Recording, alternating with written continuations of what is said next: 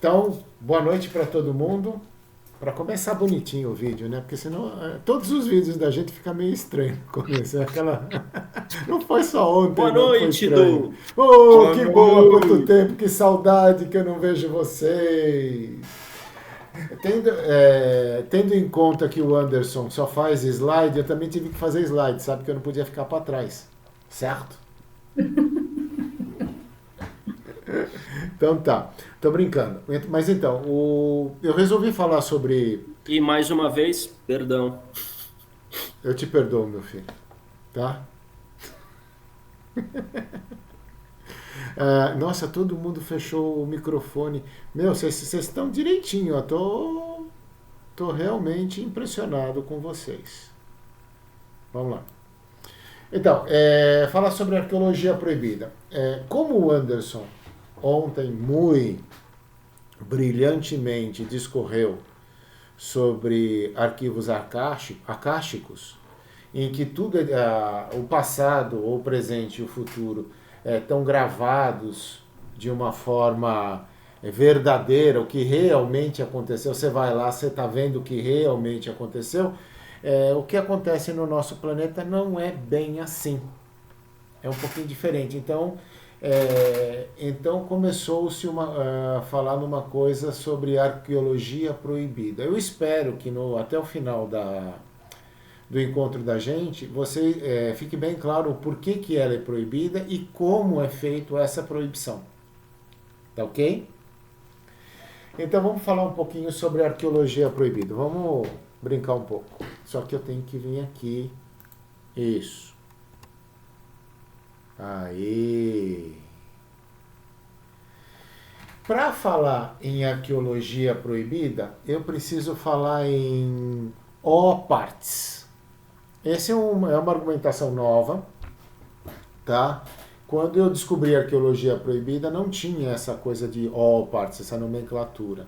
O que quer dizer all part? Out of place objects, tá? São objetos fora do... ou artifacts. É que eu copiei aqui, eu não vi aqui, mas é artifacts. Só que meu inglês está horrível. Mas são objetos que foram encontrados e pura e simplesmente não se encaixa no que a gente entende por história.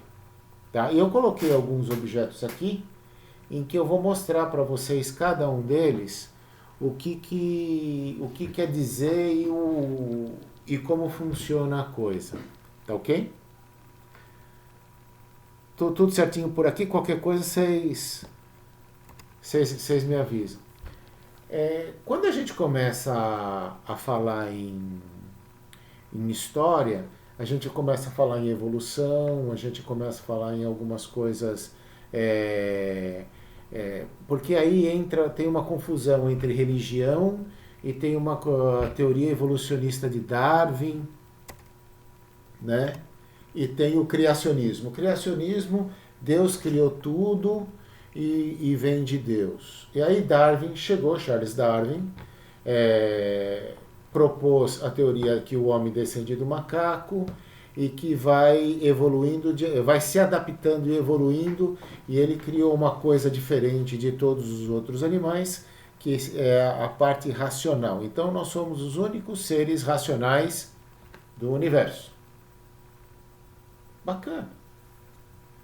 Aí chegou um tal de Desmond Morris e escreveu um livro chamado Macaco Nu. Os que são mais novos há mais tempo, que nem eu, tá? Sabem que na época foi um fuzuê. Pelo meu pai chegou em casa com o livro, estava todo empolgado. O que é o macaco nu? Eu já falei isso para vocês de uma outra vez, tá? Se tá frio, tá calor, o pelo protege, por que o homem evoluiu para perder o pelo do corpo? Vocês já pensaram nisso? É uma tremenda discrepância, não é isso? Por que o homem perdeu o pelo do corpo? A gente devia ser tudo peludinho, a gente não precisava nem usar roupa. Que nem os cachorrinhos. Não é assim? Então uma grande discrepância começa por aí. Poxa, Por que a gente evoluiu desse jeito? Que tipo de evolução que é essa? Tá legal. E aí foi criado todo um estudo que diz sobre a evolução. Então a Terra foi criada há 4,6 bilhões de anos. Há controvérsias, dizem que ela foi criada há 4,5 bilhões de anos, mas 1 bilhão de anos é tanto tempo que eu nem imagino o que seja essa diferença. E aí você vai andando por essa espiral que vocês estão vendo aí, e vai passando as eras, os animais vão aparecendo em fósseis. Então o pessoal criou uma dinâmica dizendo que a evolução da Terra, segundo a teoria de Charles Darwin, é essa. E aí você pode ver no canto esquerdo que está dizendo que o laranja é o período pré-cambriano, o amarelo é a paleozoica, o verde é a era mesozoica, a cenozoica é o roxinho, o rosinho, não sei que cor que é essa, e o cian aqui é a cenozoica. Cian cenozoica ficou legal. Que é o período quaternário. Né? Então, e você pode começar a perceber que o homem, se a Terra tem 4,6 bilhões de anos, o homem apareceu no último minuto, do último segundo, do último, sei lá, acho que menos de um minuto da evolução da Terra. E a primeira coisa que salta à vista da gente é porque se toda essa coisa de evolução de tanto tempo, por que o homem se desenvolveu tão rápido? Essa é a grande pergunta. O que fez que o homem se desenvolvesse tão rápido? E tipo assim, ultrapassasse todos os outros na evolução? O macaco ficou macaqueando lá um monte de tempo, putz, grilo, o homem chegando, de repente, em 10 mil anos dominou a Terra e eu sou o cara, tá? E essa é uma grande dúvida que ficou, né? É uma coisa estranha, vocês não acham?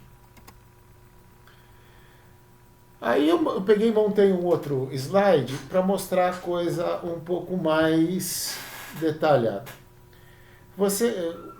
Se você começar a história dos primatas, ela começa há 4 milhões de anos. Se você comparar isso com a Terra, em 4,6 bilhões de anos, ou 4,5 bilhões de anos, 4 milhões de anos é bem recente. Tá? Passou 1 bilhão de anos, a família dos primatas se dividiu em duas. Aí passou mais 1 bilhão de anos, teve várias partições da família dos primatas, tá? Mais 1 bilhão de anos, sumiu um monte de primata e apareceu o Homo erectus. Aí passou mais um tempinho e no final de tudo surge o homem, né? O que eu quero mostrar para vocês nessa brincadeira? Por que é importante eu colocar aqui? Porque eu quero mostrar como esses artefatos, eles destoam na linha do tempo, tá? Por exemplo, o que eu quero ressaltar? A Terra tem 4,5 bilhões de anos. Tá claro? O que mais? O primeiro ancestral do homem veio para a Terra há 4 milhões de anos. E o homem moderno apareceu há 10 mil anos. Isso tá claro? Bacana? Não tá claro? Rosângela? Tô de olho em você, eu tô te vendo. Você também, Andréa, você apareceu. Né? Então, são referências que vai ajudar a trabalhar com esse OPARTS. Vamos lá. É, esse senhor que vocês estão vendo aqui, Michael Cremo, inclusive ele aparece no começo do último filme do, do David Wilcock, eu esqueci o nome do outro lado, eu vou lembrar já já. Ele falando sobre isso. Foi ele o grande autor do Forbidden Archaeology. Ele escreveu um livro em que ele reunia um monte de fatos arqueológicos contestando a história que a gente aprende nos livros. Contestando a história que a gente aprende nos livros. Tá? E aqui, ó, do lado, vocês reconhecem esse cara aqui? Quem que é esse cara aqui? O cara que fez o Ben-Hur, que fez o Moisés. Ele foi o cara que narrou um filme chamado Forbidden Archaeology e que está disponível na internet. Tá? Se vocês quiserem, inclusive eu coloco o link mais tarde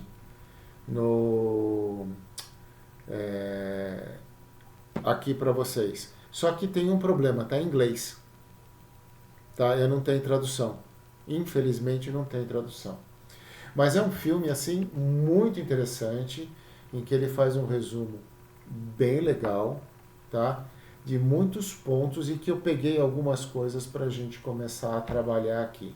Eu recomendo sinceramente que vocês vejam esse filme. Tá? Propriamente a gente vai começar, o que eu quero apresentar para vocês começa agora. Então vocês estão vendo aqui do lado direito da Terra que eu tenho uma escala com 4,5 bilhões de anos, que é a formação da Terra. Eu tenho um macaquinho lá com 4 milhões de anos, e eu tenho o aparecimento do homem com 10 mil anos. Tá? Então, se eu chegar para vocês e mostrar isso daqui, o que vocês acham? Pode abrir o microfone, acho que é legal a gente bater um papo agora. Tá? Ferramenta humana. Isso, é um martelo. Né? Sim. O ferro ele começou a ser trabalhado na Idade do Bronze. Né? A Idade do Bronze tem menos de 10 mil anos. Né? Eles encontraram um martelo, que vocês estão vendo aqui, e ele foi datado em 140 milhões de anos. Aqui. Ó que louco. Tá. O que diz para vocês isso? Ou essa coisa que eles chamam de datação por carbono é uma coisa completamente errada, que não dá para ser feita, porque tem N evidências. Se a história está correta, temos várias evidências de que a datação, então, é incorreta. Ou, o que eu acho que é mais provável, né, é que existiu algumas civilizações antes daquela que entendemos ser a civilização humana, que você coloca com menos de 10 mil anos. Existiu as civilizações antes. Então, existiu algum... E a terceira hipótese seria mudanças de tempo. Viagem no tempo, como se chama na ficção. Então, mas é uma coisa que chama atenção. Porque, na verdade, tem duas coisas aqui que você tem que levar em conta. A datação por carbono, e tem mais uma coisa que eu vou falar lá pra frente. Legal? Olha que interessante.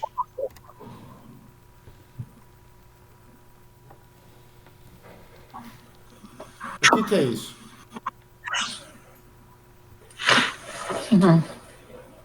Você está com o microfone fechado, Andréia. Você está falando, mas eu não estou te ouvindo.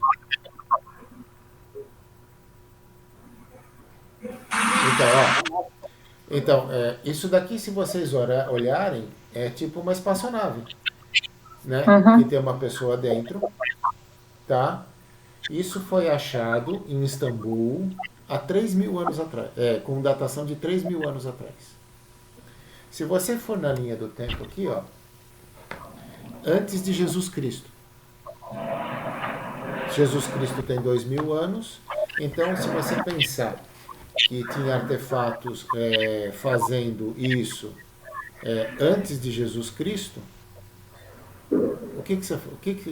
como é que vocês me falam, como é que isso se encaixa na história? Né? A história está mal escrita. Tá, então vamos piorar a coisa? Vamos trabalhar, vamos piorar um pouco a coisa?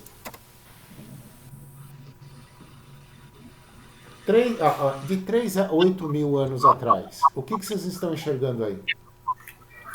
É uma lâmpada. É uma lâmpada. Eu tenho um cara super alto, um cara nanico e um cara intermediário segurando a lâmpada. No Antigo Egito.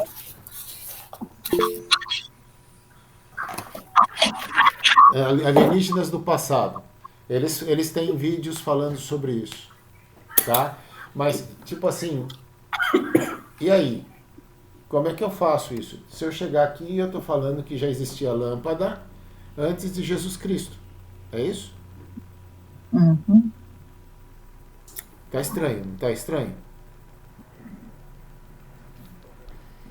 Tá, então vamos lá. Tá claro porque são objetos fora do tempo, fora do espaço, que a gente podia experimentar e entender o que estava acontecendo. Se você fosse recontar a história, como é que você enquadraria isso?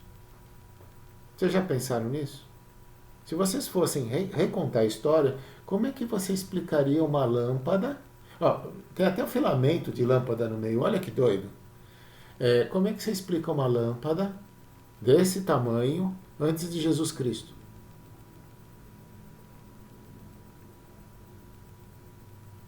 Tá. Tem alguma coisa... Terrestre mesmo. Hã? Não. Tem alguma Visitas coisa... terrestres anteriores, né? Então, eu nem sei te dizer o que é. Mas eu tô falando, a história do jeito que tá, tem algum problema nisso aí. Alguma coisa tá acontecendo. Tem alguma coisa estranha nessa brincadeira. Vamos brincar mais um pouco? O que é isso que vocês estão vendo aqui?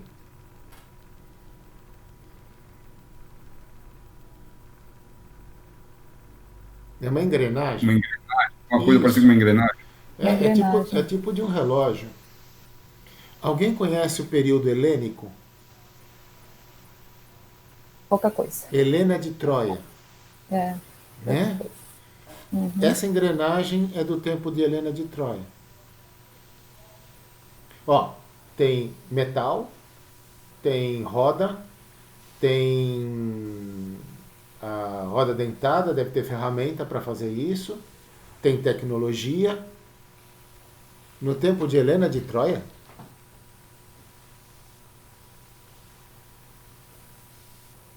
E aí? Como é que eu faço? Como é que eu trabalho esse tipo de coisa? Aí começa a dar nó na minha cabeça. Poxa, será que foi Pedro Álvares Cabral que descobriu o Brasil? Essa tá fácil de responder, né? Então foi ou não foi? Ó, olha que interessante. Ó, vocês acham que isso daí já buga a cabeça? Vamos ver o próximo. Alguém sabe me dizer o que é isso aqui?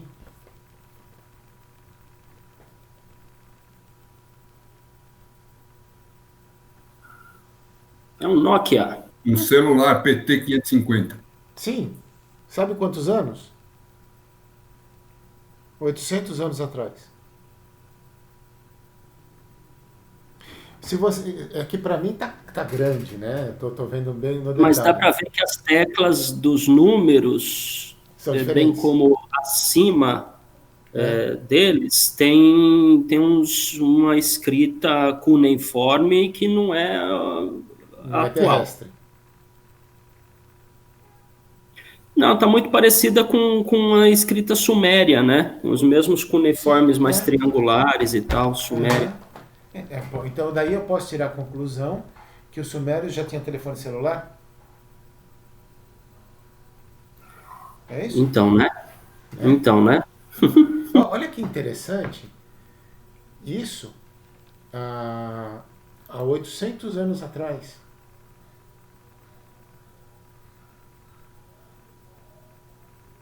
Não é uma loucura? Vocês acham que isso é loucura? Sim? Vamos lá? Então vamos lá. Tem duas formas de a gente descobrir como é que são feitas as coisas. Tá? Qual que é a idade das coisas. Primeiro é a datação por carbono, que é a radioatividade do elemento químico que você tem, eles vão lá e datam isso. E outra forma, eu não sei se vocês viram aqui, ó, eu tenho por seção estratigráfica de um sítio arqueológico. Então, eles dividiram a profundidade do sítio arqueológico em camadas, tá? Então, na primeira camada tem as coisas mais recentes, e conforme vai aprofundando isso, já fica coisas mais antigas. Faz sentido isso para vocês?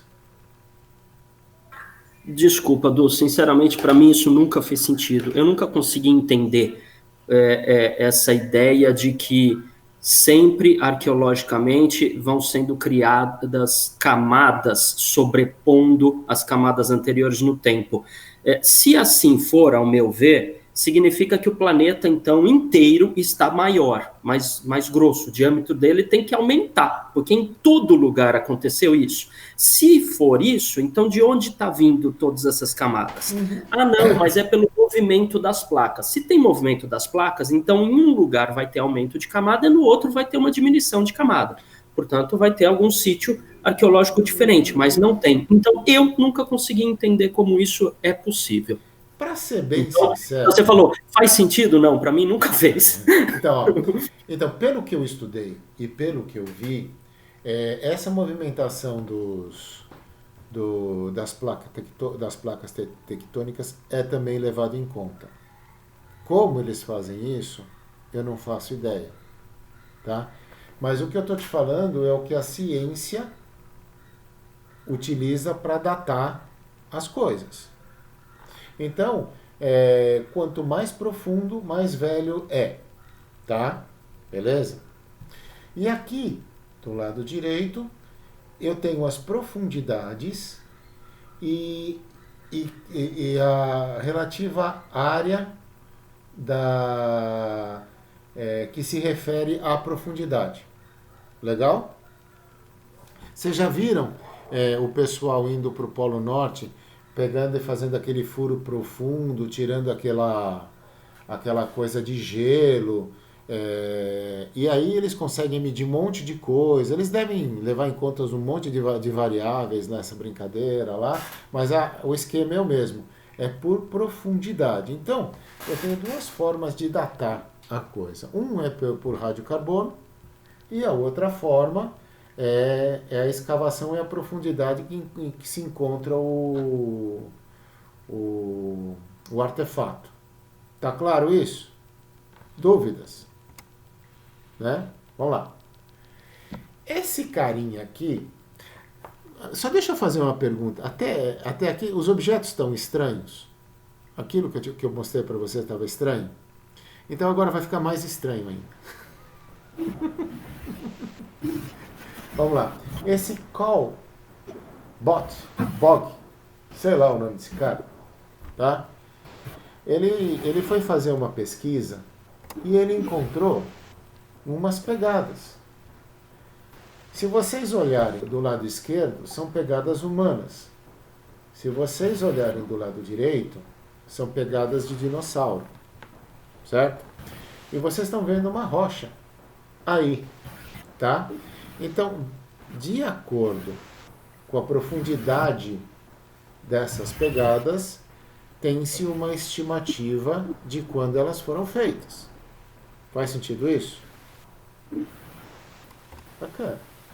Olha, aqui está. Vocês estão conseguindo ver a pegada do dinossauro? Vocês estão conseguindo ver na frente a pegada do homem? Inclusive é engraçado que a impressão que dá é que foi feita primeiro a pegada do homem, aí o dinossauro pisou em cima da pegada do homem. Isso é rocha, isso daí é rocha, né? Isso foi achado em Paluxy River, Glen Rose, Texas. É do filme Arqueologia Proibida, tá? Qual que é a conclusão que ele achou?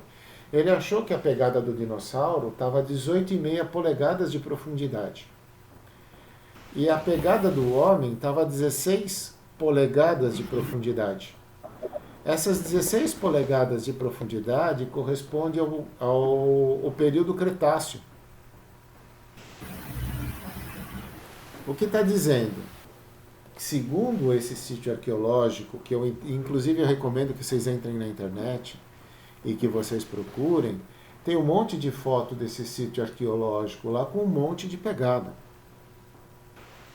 E aparece ele escavando, ele medindo, ele com a equipe, filmando, fazendo tudo que arqueologicamente é correto.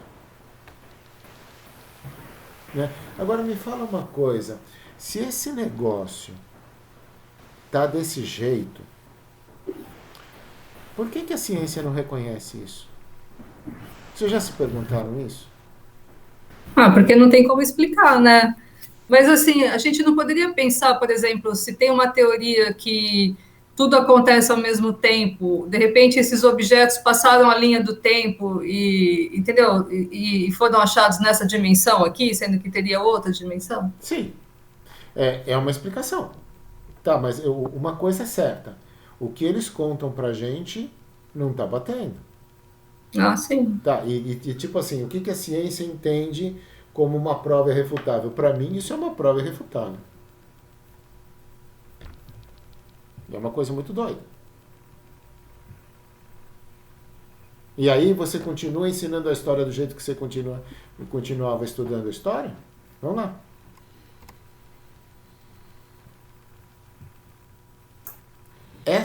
A diferença de profundidade não poderia se dar por causa da diferença de peso, Edu? Sim, Tivesse provavelmente. acontecido na mesma época. Mas um mais pesado que o outro, uma situação vulcânica, talvez, a pedra quente, a rocha quente. Então, mas olha que interessante. Isso quer dizer que o dinossauro viveu junto com o homem. Sim. Em determinado momento, com certeza. E interessante que no filme ele mostra um especialista analisando a pegada, a profundidade da pegada, cortando a pegada para você ver aonde a tensão se concentrou. Você vê um estudo, por isso que eu recomendo que vocês vejam o filme. Foi feito um estudo muito doido, tá? Foi feito um estudo bem profundo nessa brincadeira. Agora, esse daqui me deixou de cabelo em pé. O que vocês estão vendo aí? 2 dedos. Então, só que um é um fossilizado e um coisa. Tá vendo a menina com os dedos aí, tá desesperada? Por que ela tá desesperada? Porque o cara fossilizado era dela? Não.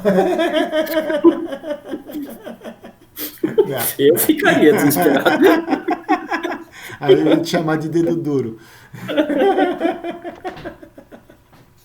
Ixi, o que aconteceu aqui? Oh, meu Deus. Pronto. Eles pegaram e tiraram um raio-x, tiraram uma xerox desse dedo. Porque, tipo assim, tava estranho. Como é que um dedo tá fossilizado desse jeito? E ele explica no filme que dá para ver as articulações aqui do dedo, dá para ver a pele, dá para ver o osso, dá para ver a unha. Então é um dedo fossilizado. Tá? E aí, ele pega essa pedra, porque está petrificado, né? E coloca do lado. Tá? É como se você estivesse olhando dentro da pedra. Tá? É muito estranho. Qual que é a data disso que vocês acham? Pelo teu gráfico, tem que ser menos de 10 mil anos. Né? Bom, ainda que pode ser de macaquinho, vai menos de 4 milhões de anos. 100 milhões de anos.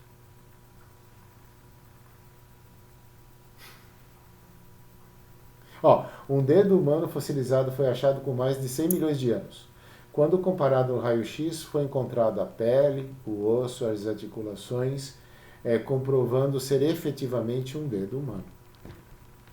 Quer dizer, não faz sentido nenhum uma coisa desse porte. Vamos tentar entender agora o que está acontecendo? É agora que eu vou ver isso? Acho que não, tem mais coisa. Vocês estão vendo essa pedrinha? Na verdade, é um objeto de ferro. Tá? O que vocês conseguem ver nessa pedra, nessa figura? Vocês conseguem ver que ela é esférica, tem uma protuberância interna de uma esfera e ela tem um risco no meio, tem uma entrância no meio. Não tem? Tá parecendo aquela arma de Star Wars lá, a Lua da Morte lá. Dark, sei lá. Aquilo lá. Mas, tipo assim, é um objeto humano, concorda? Ou é feito por alguém inteligente.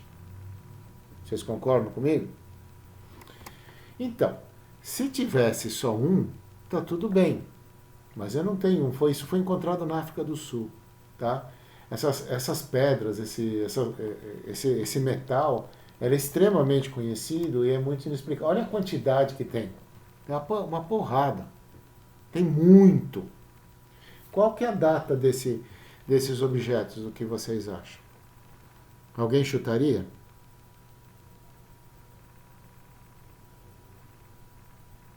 Um de cada vez?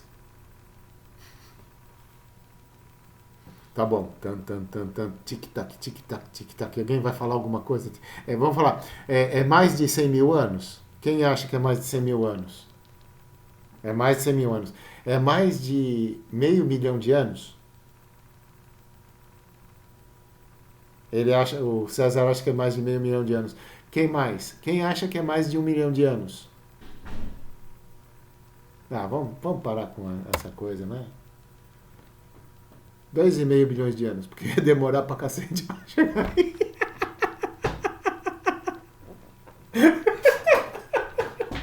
Eu ia ficar uma meia hora. Pessoal... Eu vou falar uma coisa, assim como o Edu tem as divergências dele com relação às camadas, não sei o quê, eu também acho muito estranho essa medição do carbono 14, dessa quantidade de anos. Eu, sinceramente, também eu duvido muito disso aí, viu? Cara, eu tô pegando dados. É o que temos, mas... Informação. Tá, vamos supor que eles erraram por 1 bilhão de anos. Tá?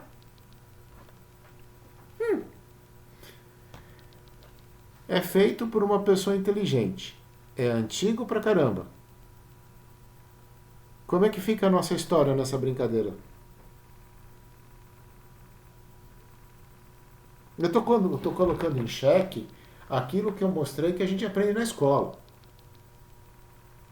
Tá? É só isso. Se errou por 100 mil, 200 mil, 300 mil anos, não sei. Tá? Mas isso eu andei pesquisando na internet. É extremamente conhecido, é divulgado, não é novidade nenhuma. Acho que desde os anos 50 já se sabe isso. Tá? E as grandes escolas passam batido por isso. Tá? Vamos lá. Tá vendo essa senhora? O nome dessa senhora é Virginia Steen. Ela achou uma pedra que foi usada pelos primatas e que, tipo assim, se você fosse levar pela ciência normal devia ter em torno de 20 mil anos. Aí ela foi lá, fez os testes, refez os testes, viu camada para cima, para baixo, fez tudo que a ciência usava para detectar. Chegou à conclusão que não tinha 20 mil anos. Tinha 250 mil anos. Aí chegaram para ela e falaram assim, olha, por que você não põe 20 mil anos? Ela, tipo assim, segundo era jovem, era um expoente na área dela, estava se despontando. Falou, não, é 250 mil anos. A carreira dela quebrou, acabou. Ela conta nesse filme Forbidden Archaeology. Falou assim, por que eu não coloquei numa cronologia em que batia com a história, eu parei de ser patrocinada, eu não conseguia dar aula mais em lugar nenhum, tipo assim, eu pura e simplesmente todas as portas que eu tinha abertas até então se fecharam de uma hora para outra. Alguém sabe me explicar o que aconteceu?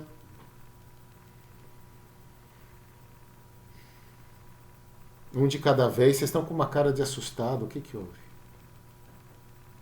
Então, o que aconteceu que, segundo que ela falou o seguinte, que, por exemplo, o pessoal ficou com medo de ter que reescrever a história inteira, né? De ter que fazer tudo e ter que mudar todos os livros. A gente sabe que não é bem isso, porque a coisa funciona um pouquinho diferente. Quem patrocina, tipo assim, deve ter algum interesse em que as pessoas não conheçam realmente a própria história, não deve ter algum interesse? Pode ter algum interesse nessa história. E quem é que paga para fazer essas pesquisas? É que tem muito dinheiro, não é isso? Se alguém tem interesse numa versão da história e não tem interesse na inversão da outra, você acha que ele vai investir dinheiro em alguém que ele não vai falar uma coisa que ele não quer ouvir?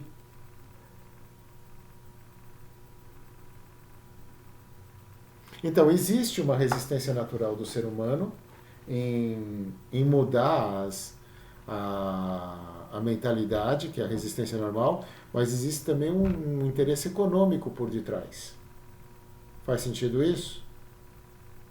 E se você pensar bem, isso não se dá só na história, isso daí se dá na educação, isso se dá na pesquisa, isso se dá no financiamento das universidades, isso se dá na mídia, quem patrocina a mídia, no jornal. A sociedade está criada desse jeito e a gente começa a ver que as coisas não são aquilo que contam pra gente. Mas não são de uma maneira bem tangível, bem clara. Porque depois de tudo isso, vocês acham que acabou aí? Não acabou não. Tá? Só que eu quero dizer é o seguinte, como a gente faz para pegar todos esses artefatos e voltar isso e recontar a história? Por que esse caminho não é feito? Que é natural, não é natural para se fazer? É uma coisa extremamente natural. Por que eles não fazem isso? Por que não é feito? Por que a história continua sendo repetida no passar dos anos de uma mesma forma em que a gente já sabe que não é verdade? Isso ficou muito claro aqui. Tá? Vamos contando? Vamos continuando?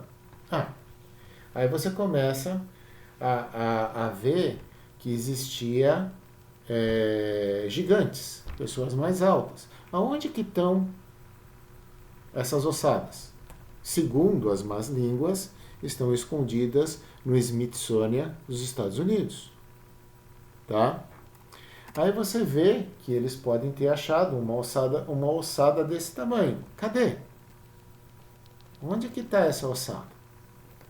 O que aconteceu com essa ossada? Aí você começa a ver que existe formação craniana diferente. Opa, isso mexe com a evolução de Darwin. Isso muda tudo. Inclusive, se você for estudar a formação do crânio, quando a gente tem o nosso crânio aqui, você tem umas patelas que vai fechando. Você tem uma moleira aqui, que você é criança. Você, Anderson, que é pai há pouco tempo, né? Você deve ter visto que no teu filho tinha moleira e ele foi fechando com coisa.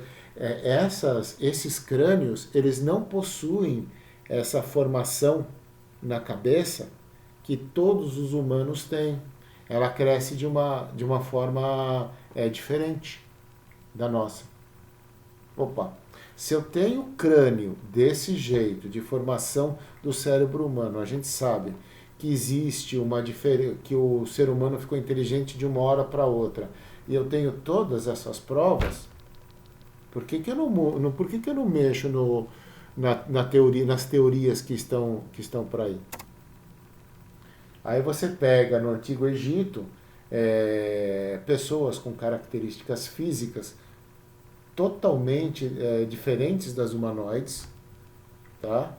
E você consegue ver que está o Papa usando, aqueles cardeais usando aquele chapéu. Será como é que é o crânio deles lá atrás disso? Alguém tem certeza do que é isso?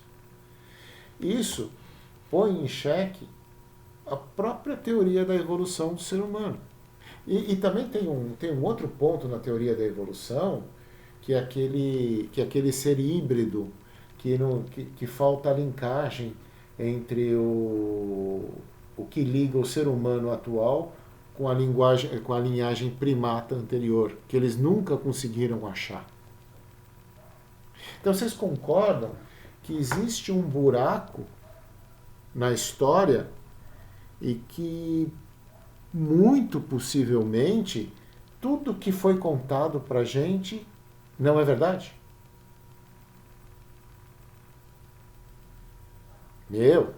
Isso é muito sério, tá?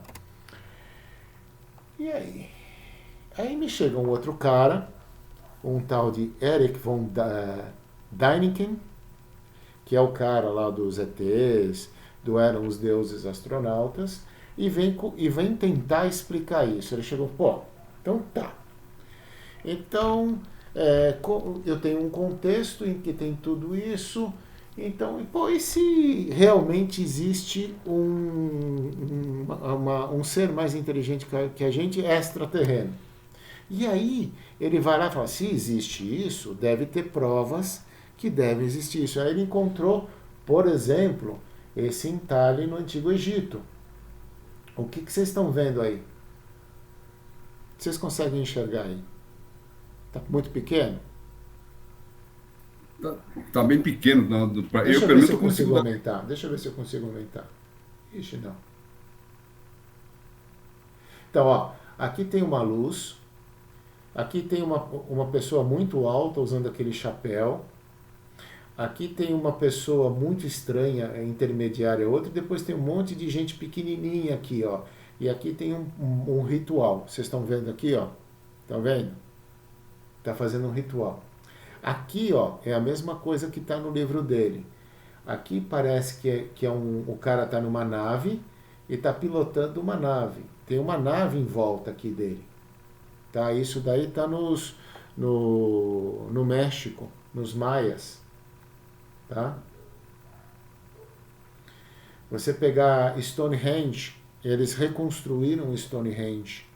É um templo acústico, com uma acústica que, por exemplo, até hoje a gente não consegue fazer a mesma acústica que tem em Stonehenge. E eles fizeram ultrassonografia, tiraram o raio-x das pedras, tem encaixe, tem um monte de coisa. E isso daqui é da data pré-histórica. Tá? Aí você vem em Pumapunku, por exemplo, a gente usa tijolo, né? Olha o tijolo que Pumapunco, no México, eles usaram. Isso daí é há 1.000, 2.000 anos atrás. Tá? Então, e essas estatuetas aqui em cima, você vê que ela que não, tem uma aparência humanoide, mas tem um rosto meio diferente. Parece que não é muito humano isso daqui. Né? Se você continuar, aí tipo, vamos voltar, deixa eu voltar um pouco para trás. Aí você começa a viajar na maionese. Como você viaja na maionese? Você começa a achar que realmente tem alienígena, que tem um monte de coisa. Aí me chega o Corey Goode me falando que tem extraterrestre. Aí ele me fala em seres diferentes, um monte de raças de seres diferentes, nós no futuro e seres que vivem dentro da Terra. Aí você começa a falar, poxa, começa a fazer sentido, porque eu tenho um monte de provas em cima da Terra que me dizem que essa é uma possibilidade real. E que a história que eu conheço, que é conhecida da Terra, não é bem aquela que está sendo contada. Pô, mas espera lá. Aí, quando entra num contexto, nesse contexto, você começa a falar, poxa, não é uma coisa tão longe, não parece ser uma coisa tão mitológica como parecia até pouco tempo atrás. Não é uma coisa tão distante. Eu tenho provas. Se eu chegar, por exemplo, num tribunal, eu tenho provas concretas. Tá? As bases em que eu uso para datar uma coisa, eu dato a outra coisa também. Então as coisas deveriam bater. Se não está batendo, então vamos acertar as bases e vamos recontar a história do jeito que tem que ser recontado. Não é? Vamos lá. Aí chega o pessoal e fala que a Terra é oca. Aí você vai no Google Earth e vai falar assim, pô, se a Terra é oca e tem esses dois buracos aqui, então se eu for no Google Earth, eu consigo ver se esses buracos existem. Aí você vai nas coordenadas e vê que tem duas manchas pretas tampando isso e não deixa você ver o que tem embaixo. Tá. E aí, o que você faz numa situação que nem essa? Você já, tipo assim, eu já começo a ficar com os meus dois pés atrás. Aí começa a ter um monte de história disso, daquilo. Ou será que o que me contaram como mitologia realmente é mitologia? Ou tem algum fundo de verdade? Aí eu começo a perguntar assim, quem realmente tem interesse em esconder esse tipo de verdade da população? E eu fico cabreiro com relação a isso. Vamos lá. Aí o que os caras comentam é que que existem várias construções subterrâneas profundas militares. Qual que seria o interesse? Exatamente esconder e do comum da população. Começa a fazer sentido uma coisa dessa. E aí existe um mapa dos Estados Unidos com todas as bases militares subterrâneas. Então existe uma parte interna da Terra e existem bases subterrâneas. Poxa, o que eu tenho que fazer? Eu não preciso aceitar esse tipo de coisa.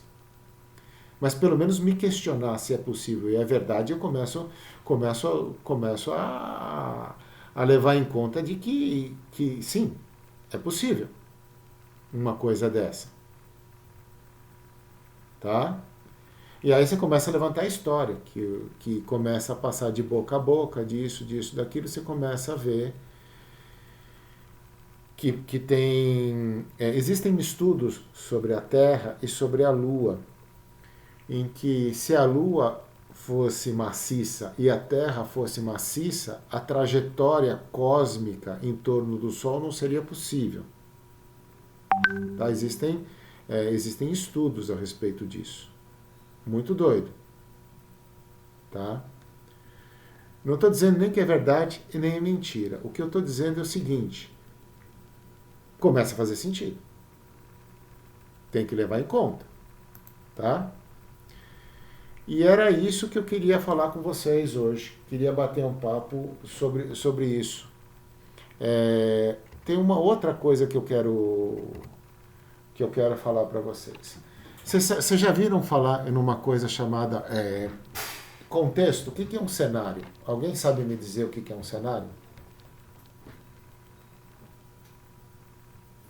É a representação de alguma coisa, Então, de algum ambiente. Então, eu tenho um cenário, por exemplo, eu tenho um cenário aqui. Tá? Então, por exemplo, eu quero fazer uma investigação. A primeira coisa que eu vou fazer uma investigação é levantar um cenário. Faz sentido isso? Ou não? Faz? Se faz sentido, então como é que eu levanto o cenário? Eu pego os dados e tento descobrir como as coisas se relacionam umas com as outras. Quando eu conseguir estabelecer esse relacionamento que eu levantei, eu estou começando a levantar um cenário. Como é que eu sei que esse cenário é um cenário legal? Que é um cenário verdadeiro? Existe um conceito chamado ponto fora. O que é o OPART? O OPART é um ponto fora. Então, eu tenho um cenário, vamos ver, eu tenho um cenário histórico, tá? Em que tudo deveria ter um relacionamento e caminhar para aquele cenário. Quando entra um OPART ou um ponto fora, quer dizer que aquele cenário que eu tinha montado é um cenário que não está correto. Faz sentido? Faz? Então, quando você começa a fazer uma investigação, a primeira coisa que você tem que fazer é começar a prestar atenção nos pontos fora. Porque o ponto fora, ele vai fazer com que você repense aquele cenário e torne aquele cenário o mais verídico possível. Alguém já assistiu o CSI? Levanta a mão quem já assistiu o CSI. Tá? Como é que eles fazem, como é que eles montam um cenário de um crime? Me ajudem, por favor. Vocês já viram aquela lousa que eles têm? Todo distrito policial tem uma lousa, não tem? Vocês já viram isso? O que eles fazem nessa lousa? Pega a foto da pessoa, anota o que está acontecendo. Para que eles fazem isso? Um de cada vez? Érica, você está quieta demais. Ô Luiz, também. Para que eles fazem isso? Para montar o cenário, é um quebra-cabeça. Exatamente. E toda vez que chega uma informação nova, o que eles fazem? Eles remontam o cenário de novo, não é isso? Não é assim que a ciência funciona hoje? Toda vez que você chega uma informação nova, você coloca naquele cenário e você remonta tudo aquilo para entender o que está acontecendo. É assim que você começa a investigar as coisas. Por exemplo, quando você... Então, eu vou parar de compartilhar a tela, tá? E a gente se vê aqui. Stop sharing, porque o que eu tinha para mostrar, eu já mostrei.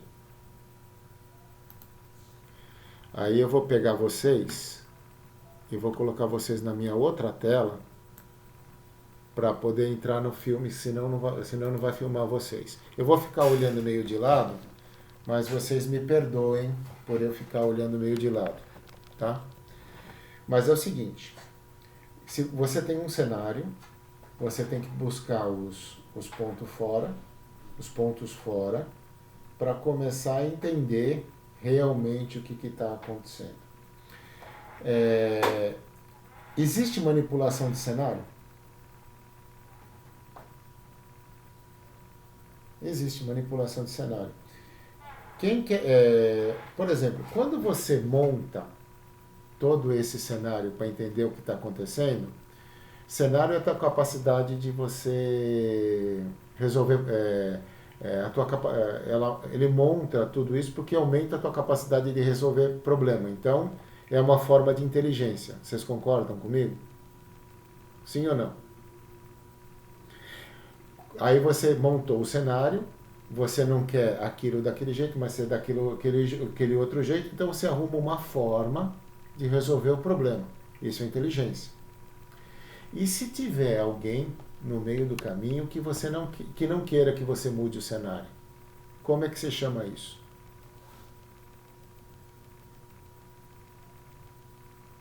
De contra-inteligência. Então, a tua capacidade de resolver problema é a tua inteligência. Quando alguém não quer que você resolva esse problema, ele vai usar de contra-inteligência. Ele vai começar a usar de informações falsas. Ele vai tentar camuflar essas informações para que você não consiga montar um cenário e não consiga uma resolução dos teus problemas. No que vocês viram agora, o que dá para ficar claro é que existe de algum lugar algum interesse em que nós não conheçamos realmente a história do nosso planeta. Faz sentido isso? E isso está muito claro e isso está muito evidente. E aí você começa a ir atrás para começar a descobrir quem tem interesse nisso. E aí você começa a montar cenários, você começa a ver isso, ver aquilo, e para começar a realmente entender a situação. Quando você chega para uma pessoa leiga e começa a falar esse tipo de coisa, você pode perceber que a primeira coisa que essa pessoa vai falar é teoria da conspiração. Parece que todo mundo treinou em casa de noite para falar a mesma coisa. É teoria da conspiração. Porra, mas eu estudei, eu pesquisei, eu vi as coisas, eu colhi provas, eu fiz um estudo de cenário, eu tentei entender o cenário, eu estou vendo o que está acontecendo. Por que é teoria da conspiração? O que faz isso ser teoria da conspiração? E aí você começa a perceber que existem interesses e existe uma contra-inteligência que não quer que você saiba o que aconteceu. E essas pessoas não querem que você saiba o que aconteceu por qual motivo? Interesse político, interesse econômico, interesse de poder. Interesse que você quiser, mas tem interesse aí. Agora é o seguinte, o que eu vejo da espiritualidade que eles estão falando é o seguinte, fica esperto, aprende a entender o que está acontecendo à tua volta, para de ser manipulado. O que eles querem no planeta, e não teve nenhuma intervenção até agora, não teve nada exatamente isso, porque as pessoas pura e simplesmente estão entregando o seu poder para outras pessoas e tipo assim não estão questionando o que está acontecendo.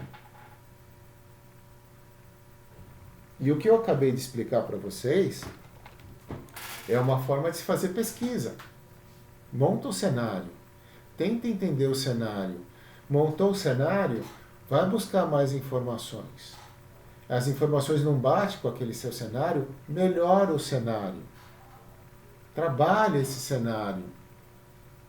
Vai atrás, deixa de ser manipulado, para de acreditar no que as coisas, no que estão te falando. Pelo que a gente viu, a gente pode estar sendo enganado na escola, a gente pode estar sendo enganado na ciência, a gente pode estar sendo enganado na religião. A religião está ficando bem claro agora como é que a gente é manipulado.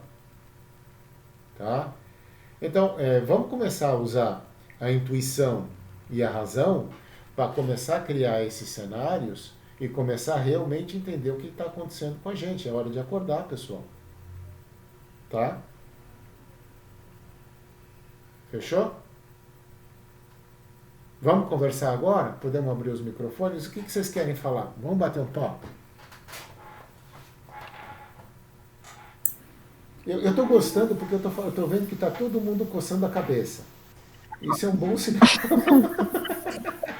O Anderson deve estar no Google Earth procurando o óculos. Pode procurar, eu já fiz isso. Pode procurar. Existem setores também, o Google Earth, existem alguns setores, você pode procurar na internet que eles te dão uma coordenada. Se você olhar para certos lugares do céu, existem borras pretas que eles colocam para a gente não ver o que está acontecendo. Quer ver um outro dado?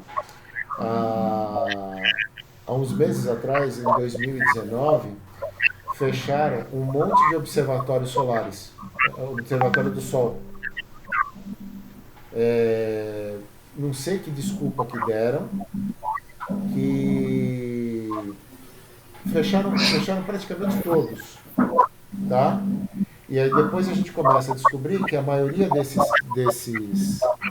desses observatórios eram financiados pelo Vaticano. Aí você começa a desconfiar. O que eles não querem que a gente veja que está acontecendo no Sol? Não é? É só no Sol? Não, eles não querem que veja o número de naves também que estão sobrevoando a Terra. Se você mirar para o Sol, você vai ver que eles estão vindo do Sol para cá. Porque o portal multidimensional está no Sol. Tá? Então, esse tipo de coisa que a gente tem que começar a prestar atenção e montar os cenários para parar de ser manipulado. Né? Eu quero incentivar vocês a entrarem na internet e começarem a buscar OPARTs. Tá cheio. Se eu fosse falar de todas as OPARTs que eu peguei aqui na internet, tem muita OPART. Tem muita coisa. Tá? Mas tem muita coisa. E esse negócio de arqueologia proibida já pegou forte. Então tem muita gente procurando esse tipo de coisa. E estão achando. Tá? Tem disco voador, tem os OVNIs, mas eu não sei o nome, mas tem aqueles OVNIs que ficam debaixo da água. Tem tanta coisa que está rolando por aí que chega, tipo assim, a pessoa que realmente começa a abrir o olho, começa a se questionar e perguntar, ela fica assustada. Porque a gente começa a descobrir que tudo que contaram pra gente é mentira. Uhum. O que eu estou dando para vocês agora, o que eu estou entregando para vocês... existe o Bolsonaro fala uma coisa, e eu também já tinha pensado, João 23, sei lá, coisa até anotei, mas conhece a verdade, que a verdade vos libertará. Tá? Por exemplo, eu estava pensando, outro dia eu estava pensando sobre o karma, e o Anderson falou uma coisa ontem, que mexeu comigo bastante. Porque se você está ligado com a lei do karma, vamos admitir que você esteja ligado com a lei do karma, e você pode mexer nos registros akáshicos, quando você mexe com os registros akáshicos, você está mudando a lei você está mudando o resultado do teu karma. Você está mexendo com o karma. E outra coisa que ele falou que é muito importante é o seguinte: o registro akáshico, você não consegue consultar o registro akáshico, você tem que vivenciar o registro akáshico. E eu não sei se vocês estão percebendo que quando a gente começa a procurar no subconsciente da gente, a gente volta a vivenciar aquilo que ficou para trás. Du, pera um pouquinho. Eu não estou conseguindo ouvir, tá vazando o som aqui, e pelo que eu estou vendo das frequenciazinhas aqui, parece que é o da Rosângela. Você pode fechar, Rosângela, teu A microfone? Terezinha também. A da Terezinha também está percebendo. Pronto, ó, o som que estava vazando era daí. Obrigado, Rô, obrigado, perdão. Então, tipo assim, os registros akáshicos, a partir do momento que você começa a fazer os exercícios e começa a voltar nos registros akáshicos, quando você revive aquilo, na verdade você está alterando aquela informação, você está fazendo uma intervenção naquilo lá e você está mudando o teu karma, você está inclusive mudando a linha de tempo que você está fazendo. Tá? Então, vai bem ao encontro do que a gente estava falando. Então, você começa a montar um cenário, você começa a perceber a coisa. Mas começa a perceber uma coisa, tem que ser prático, tem que ter resultado prático. É que eu falo assim, o bom de ser engenheiro, qual que é a grande diferença do engenheiro para as outras profissões? É que se não funcionar, o cara está morto. Ele está profissionalmente fora. Então, o que ele faz tem que funcionar. Tá? Perguntaram pro engenheiro quanto que era 2 mais 2. Vocês conhecem essa?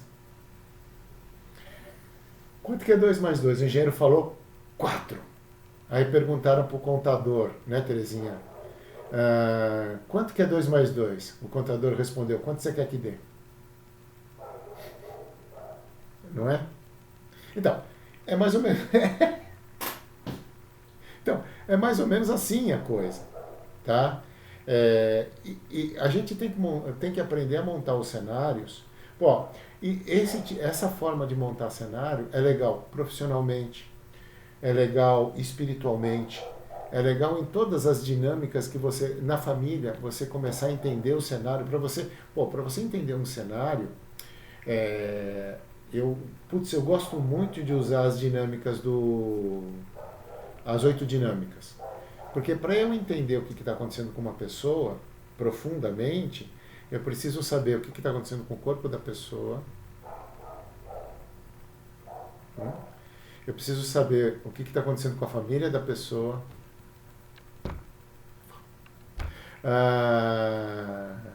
Eu preciso saber o que está acontecendo com a família da pessoa. Eu preciso estar sabendo socialmente como essa pessoa se relaciona, o que aconteceu. Eu preciso conhecer como ela se relaciona com os animais. Na verdade, se eu conhecer todas as dinâmicas, aí sim eu vou ter um quadro, eu vou ter um cenário efetivo que me diga o que está acontecendo com aquela pessoa. Faz sentido isso? Faz? E aí você começa, por exemplo, uma forma de pesquisar é pesquisar cada uma das dinâmicas e como é que a pessoa se relaciona em cada uma dessas dinâmicas. Aí você consegue trabalhar um cenário legal. E eu estou fazendo sinal porque eu quero falar. Ah, tá, então fala. Tipo assim, eu chego assim e vejo assim, tá assim, ó. Daqui a pouco tá assim e fala. É porque o recurso de levantar a mão aqui no Meet ainda não foi implantado. Vai ser implantado ainda em agosto, segundo a Google está prometendo. Bacana. Olha, então, viu, Eduardo? Então, quando eu levantar, ou alguém levantar a mãozinha, queremos falar ou perguntar, sei lá, entendeu? Quando eu fizer assim é que eu concordei, tá? Tá bom. Mas, de qualquer jeito, há um tempo atrás, você falou rapidamente o da informação e desinformação, e você deu exemplo lá no nazismo. Uhum.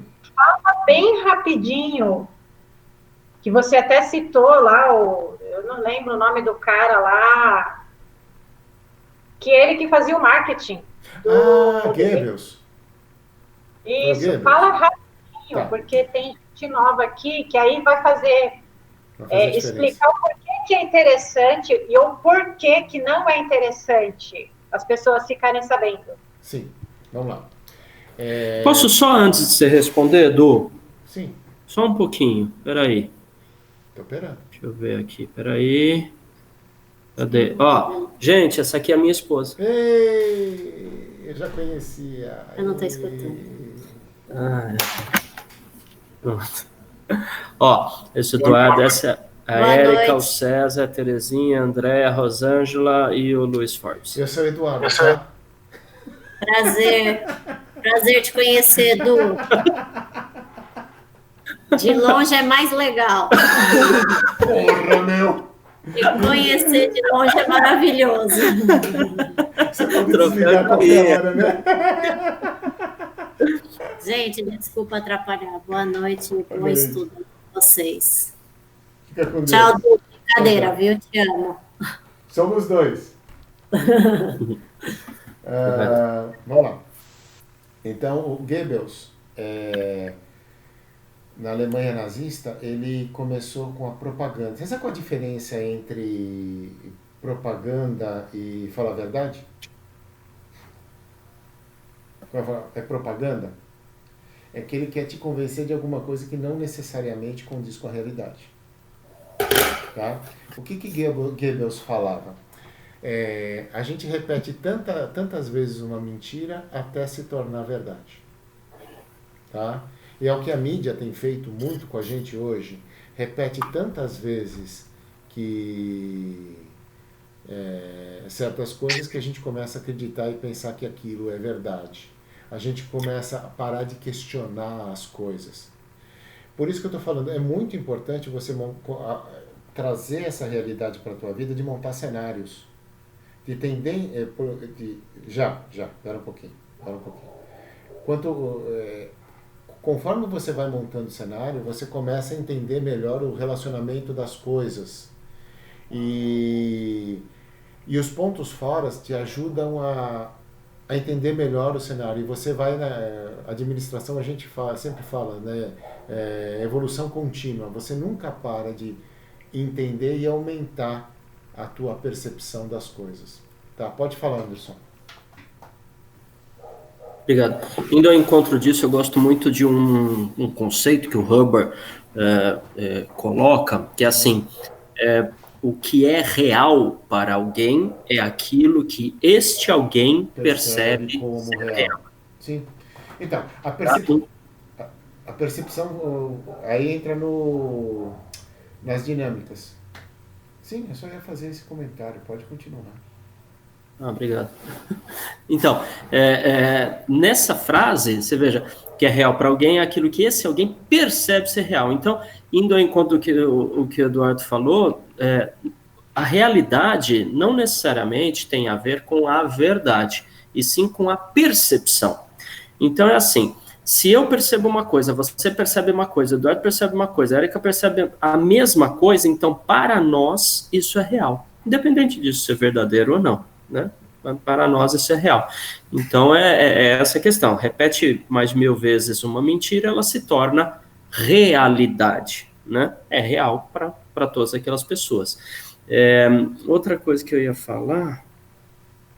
Poxa, esqueci. Tinha uma outra coisa que estava aí na mente. Depois eu lembro, eu falo. Ah, sim, outra coisa. Lembrei. No instituto lá do Valdo Vieira, em todo lugar que você olha, tem sempre o Instituto Internacional de Processiologia e Conscienciologia. Em todo lugar que você olha, tem sempre uma plaquinha escrita assim: não acredite em nada, nem mesmo aquilo que te disserem aqui. Tem a sua própria experiência. Então, eu, particularmente, sempre trabalho muito nesse sentido. Eu assimilo toda e qualquer informação que eu leio, que eu vejo, que eu escuto, pode vir a informação. A questão eu tenho que ter algum experimento ou passar por alguma vivência, ou seja, ter a minha experiência, para determinar o que daquilo eu vou aceitar, né, dentro da minha realidade, e o que não vou aceitar. Veja que não necessariamente eu estou determinando o que é verdadeiro e o que é falso. O que é que eu vou aceitar na minha realidade e o que é que eu não vou aceitar na minha realidade. Porque amanhã eu posso mudar de ideia. Agora, sempre que se fala de história desse planeta, eu sempre duvido. Qualquer coisa que me falarem, eu sempre duvido. Eu sempre vou buscar mais informações. Porque... Veja, a gente foi educado que Pedro Álvares Cabral descobriu o Brasil. Eu sei que foram os índios porque eles já estavam aqui. Não, o conceito de descobrir o Brasil é o europeu que veio para cá, né, colonizar. Que é isso, Arraial do Marco, nosso Porto Seguro. Estou aproveitando para fazer o meu jabá do livro que eu escrevi junto com uma professora lá do Rio Grande do Norte, que fala justamente sobre a teoria de que não foi Pedro Álvares Cabral que descobriu o Brasil. Então, Pronto. Aí, ó. pronto. Maravilha, Rosângela. Então, a Rosângela, melhor do que eu e todos nós aqui, pode complementar isso, que a gente sabe que antes do Pedro Álvares Cabral veio para cá, para o Brasil. Aí muita gente fala, mas o Cristóvão Colombo não pisou no Brasil, ele foi lá para a América Central. Mas aqui no Brasil, a gente teve aquele outro lá, nossa, me fugiu a palavra, que navegou o rio Amazonas, né, por dentro, levou cartas, e isso foi uns 50 e tantos anos antes de Pedro Álvares Cabral, e aí vai, né, entre tantas outras coisas, como, por exemplo, ter folha de coca em tumbas de reis egípcios lá no Vale dos Reis.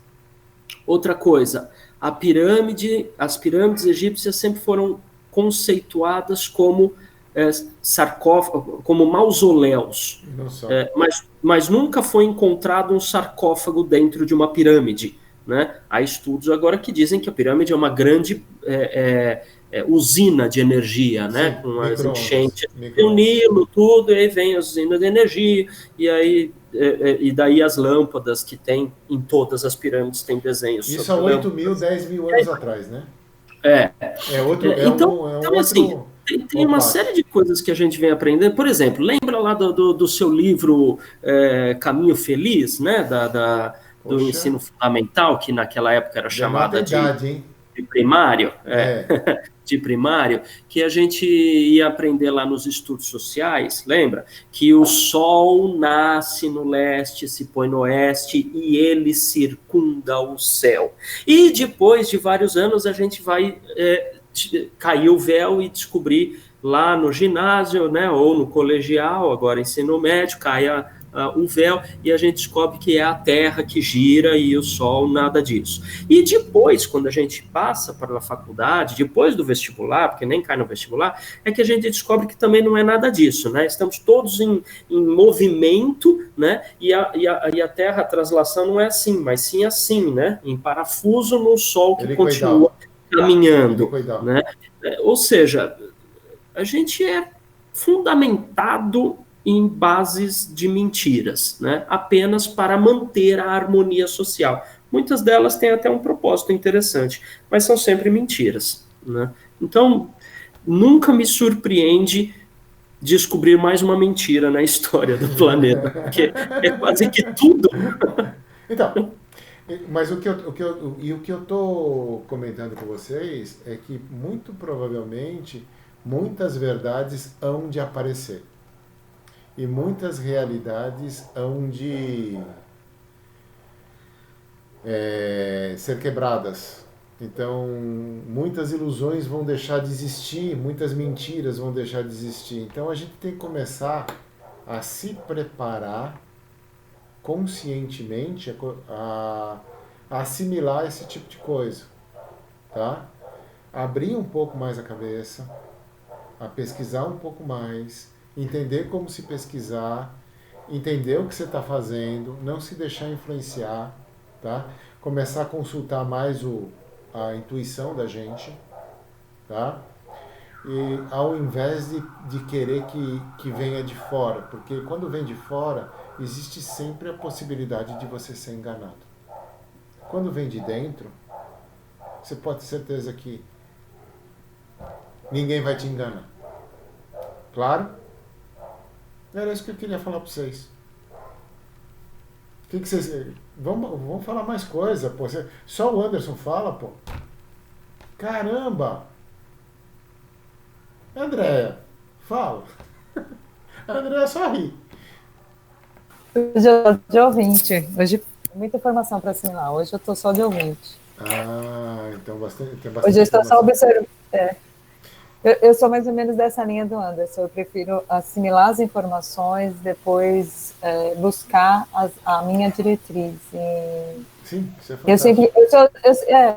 Eu sou mais ou menos isso. Eu sempre sou daquela que acredita acredito desacreditando, e confio desconfiando, e com tudo. Eu gosto muito de receber informações e assimilar informações para ter conteúdo. Para mim, hoje foi bastante informação nova. Nunca tinha tido acesso a elas. Uhum, fantástico. Porque é o seguinte, o que eu tenho buscado fazer? Eu tenho buscado entrar em temas não muito usuais, tá? Porque falar sobre o que todo mundo fala, né? O que eu quero fazer também? Eu acho isso sensacional. O que eu quero fazer? Uma das coisas que eu quero fazer e que eu estou me propondo a fazer é fazer vocês pensarem. Se vocês chegarem e saírem daqui pensando a respeito e chegar na sua própria conclusão, eu acho que eu consegui o meu objetivo. Eu aprendi com um amigo meu falava assim, não acredite em mim. Né, Anderson? Quando eu comecei a trabalhar com ele, acho que foi em 2006, né, Anderson? Final de 2005, começo de 2006, isso mesmo. Então, teve algumas coisas que foram muito marcantes. E eu lembro que a gente chegava nos clientes e a gente dava treinamento, fazia um monte de coisa, ele falava assim, eu não acredito em mim. O pessoal ficava olhando assim pra cara dele, assim, como? Tô pagando treinamento pra você não acreditar em mim? Vai lá e testa e vê se funciona. É a mesma coisa que eu tô fazendo aqui. Não acredita no que eu tô falando. Porque, por exemplo, a palestra do Anderson ontem foi show de bola. Mas se você não experimentar o corpo búdico, se você não experimentar os demais corpos, se você não experimentar entender como é que está movimentando a energia e não entender essa dinâmica em você, não adiantou nada, não mudou a tua experiência. Outro exemplo, o Anderson vem com o estado vibracional. Ele veio com o exercício de estado vibracional. Não adianta nada a gente aprender o exercício de estado vibracional e na hora que você tiver que se proteger, se limpar, e não usar isso daí no teu dia a dia para mudar a tua realidade. Não interessa. Se eu não for fazer isso, você está perdendo seu tempo, está aqui com a gente. Eu comentei com a Érica e a semana passada eu falei com vocês. Se não houver uma expansão de consciência, não serviu para nada. Tem que haver uma expansão de consciência. Em tudo que você faz, você tem que objetivar uma expansão de consciência. Teve a expansão de consciência, você dá os parabéns, olha, eu mereço, expandiu, consegui sair da caixinha um pouquinho mais. Se você estiver fazendo isso são 2 orelhas. Um momentinho, 2 minutos. Se não tiver expansão de consciência, não vale a pena. Fala.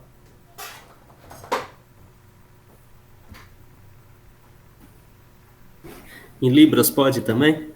Eu quero falar. Estou aprendendo Libras, nossa linguagem oficial aqui, né? Nosso país tem 2 idiomas oficiais, né? Desde 2012, Libras é idioma oficial brasileiro, né? Linguagem brasileira de sinais. Mas enfim, piadas à parte, o que eu queria falar nessa questão, o Eduardo chamou a atenção um ponto muito, muito bacana. Se não houver uma expansão de consciência, ou seja, se não aprender alguma coisa, qualquer momento de vivência ou relacionamento mundano não teve sentido. Eu concordo gênero, número e grau, porque essa é a grande oportunidade que a gente tem de trocas de experiências. Porque, veja, se você já assistiu qualquer filme, qualquer filme que fala sobre qualquer coisa da extrafisicalidade, tá? Entenda como espiritualidade, ambiente astral, chame do que quiser, qualquer um. Se você assistiu Amor Além da Vida, Nosso Lar, Poltergeist, voltei na década de 80 agora, Poltergeist, qualquer coisa que fale, mostre cenas ou conceitos da extrafisicalidade, você pode perceber uma coisa que é um conceito muito, muito taxativo. Na extrafisicalidade, como nós não temos essa âncora, que é esse corpo físico, né, que ancora, que trava, que para a gente deslocar ele tem que se esforçar para caramba, tem que andar e tudo mais. Na extrafisicalidade não tem isso. Então, como que você se desloca e aonde você vai estar, né? Onde que você vai estar? Exatamente no local onde sua vibração é afim, tem afinidade. Portanto, naquele, vou chamar de ambiente, tá? Porque ambiente e dimensão, esses conceitos se misturam um pouco na extrafisicalidade, mas aquilo que você está vibrando, pensando, sentindo, o padrão energético, tudo, vou chamar tudo isso de vibrar. Aquilo que está vibrando vai definir aonde você está. Bom, se é por afinidade, isso também vai definir aonde estarão todos os outros que estão com a mesma vibração. Portanto, quem você consegue enxergar, quem consegue te enxergar, quem você consegue perceber, quem consegue te perceber e aonde vocês estão, todos estarão no mesmo padrão de vibração. Peraí, se todos estão no mesmo padrão de vibração, então todos têm o mesmo desenvolvimento. Se todos têm o mesmo desenvolvimento, ninguém aprende com ninguém, porque todos têm o mesmo desenvolvimento. Então, não existe troca de experiências que permita aprendizado nesse sentido, porque é por vibração. Muito bem, na intrafisicalidade, isso no padrão que a gente está, tá? Na intrafisicalidade, eu sou obrigado, por conta do meu físico, a compartilhar ambiente com pessoas que estejam em outra vibração. Ou estabelecer contatos e comunicações sem o menor esforço com pessoas que tenham níveis superiores ou inferiores aos meus. E neste sentido, eu tenho oportunidades incríveis, sem fazer o menor esforço, de compartilhar experiências. Extrafisicamente eu posso fazer isso? Posso, mas exige esforço. E aqui não, por causa da ancoragem do corpo. Estamos todos na mesma dimensão, independente do nosso padrão vibracional. Então é uma grande oportunidade de troca de informações com seres completamente distintos, de padrões vibracionais completamente distintos, que a gente tem aqui, vivo. E se você não aproveita isso, depois que morre, você não tem essa grande oportunidade. Vai exigir um grande esforço para sair de uma dimensão e ir para outra. Tá? Você tem condições, claro, mas é um grande esforço. E aqui não, aqui é fácil fazer. Não consegue. Não consegue. Você assistiu o nosso lar, você vê que os resgates do umbral, enfim, outro assunto, mas não dá, não é muito tempo que você consegue ficar. Por exemplo, nós temos aí, só para ilustrar, tá? Nós temos aí essas várias canalizações, né? Então nós temos o nosso amigo Cryon, tá? O Cryon eu não tenho certeza, mas se não me engano, ele está vivo, tá? Ele tem corpo. Está vivo. Ele tem corpo, né? Pronto, ele tem corpo. Não, Cryon, o canalizador, o Cryon é o eu superior daquele cara, eu esqueci o nome dele. Não é. O Cryon é um ET de outro planeta, é conhecido pelos outros ETs que estão canalizando aqui. Todos falam dele. Não, eu sei, mas eu já vi o próprio Cryon falando isso.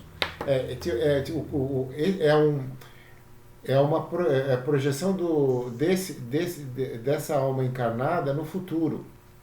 É uma coisa doida, tá? Ok. O que eu vou dizer? A Sheliana, bom, o Cryon, então eu vou deixar de lado. Tem outros extraterrenos que estão se manifestando aqui a partir de médiums. Tá, por canalizações ou incorporações. Então, o que eles fazem? Eles lá da nave deles se projetam e vêm projetados para cá, para a troposfera, e fazem esse processo de canalização com o médium, tal qual um outro espírito, ou seja, uma pessoa sem corpo, faz. Agora, por quê? Para quê? Não, a questão é, por que eles fazem isso? Por que não desce com a nave? Né? Cada um vai ter um motivo e uma questão. Primeiro que se descer com a nave, eles vão ser explodidos, né? Porque nós não vamos, né? Eu, você, talvez a gente aceite querer falar com eles, mas o Bolsonaro vai metralhar o cara, claro, né? Não vai rolar. Então, por que todo mundo lá que está na nave não faz isso? Por que é só um ou outro? Porque dói. eles dizem que dói, é complicado, né? Porque eles têm que mudar totalmente o padrão vibracional deles para que nós aqui, o médium aqui, consiga perceber, consiga sintonizar com ele. Então, eles têm que baixar o padrão vibracional ao extremo, tá? E, se não bastar isso, passar por todas as camadas, né, extrafísicas da Terra para conseguir chegar aqui na troposfera. E todos eles dizem que dói muito, cansa demais, quando eles voltam eles estão esgotados. Mas e por que fazem isso? Bom, aí é por fraternidade, por uma série de coisas. Não só fraternidade, mas eles também precisam que o planeta Terra evolua, né, por causa de todo o sistema solar. Se a gente explodir o planeta Terra com bomba atômica, a gente vai desestabilizar, né, Vênus, vai desestabilizar as luas de Júpiter, que tem civilizações lá e tudo mais, então eles não podem deixar isso acontecer.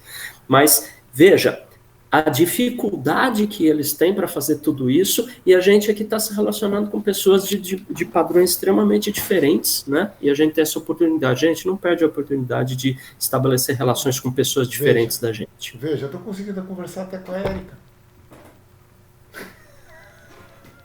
Não perca a oportunidade de desenvolver sua paciência. Continue conversando com o Eduardo. Vale a pena. Ela vai me xingar. Depois dessa, eu não sua esposa. Não, depois dessa, eu não. Mas há quantos anos já, Érica? Já vou direto. Já vai direto pro céu. Todos nós aqui que nos relacionamos fortemente com o Eduardo, estamos tranquilos. A gente vai continuar nesse planeta. Regeneração é pouco. A gente já está em maestria. Estamos lá. Minha mulher já tem um latifúndio no céu. Eu estou querendo alugar um cantinho. Não, tua mulher, pelo amor de Deus. A mulher é banqueira suíça no céu. Ela... Nossa, não, porque vocês não sabem, é que ele tem tem um filho, já casou, já saiu de casa, mas ele tem uma filha também, né? A mulher dele, né, consegue conviver com o Eduardo e com a filha dele, que é exatamente o avesso do Eduardo. Não é, Edu? Quer dizer, merece ser canonizada em vida, né? Oi? Então. Merece ser canonizada em vida. Abel? Putz! E vocês não sabem, o sogrão, o meu sogro, ele foi fazer uma intervenção cirúrgica hoje. Nossa, tadinha, tava super preocupada, né? Porque ele tava se alimentando por sonda, né? Hoje ele foi tirar a sonda do nariz e colocar, acho que em algum outro canto lá. Teve que fazer um cortezinho. Tá tudo bem. Tá bem? Tá bem, tá tudo bem. Mas ela estava assim, bastante preocupada, né? Mas deu tudo certo, graças a Deus. Mas, crianças, brincadeiras à parte, fala. Pode falar, Luiz. Mas eu tenho que dar uma saidinha também agora, que estou com gente aqui que preciso atender. Bom, eu também. Deixa eu só falar antes de você sair, César, só lembrando, Terezinha, segunda-feira, então, a gente vai conversar às 19 horas sobre vampirismo, é isso? Isso. Beleza. Show, beleza. Fala, boa noite. Até mais. Tchau, boa semana. Tchau. Obrigado, valeu. Valeu, Luiz. A Andréia travou. Destravou. Também agora que todo mundo saiu, ela destravou. É o frio, congelou. Frio mesmo. Então? Olá, falou, gente. Fica com Deus. Tchau. Fiquem com Deus, tchau.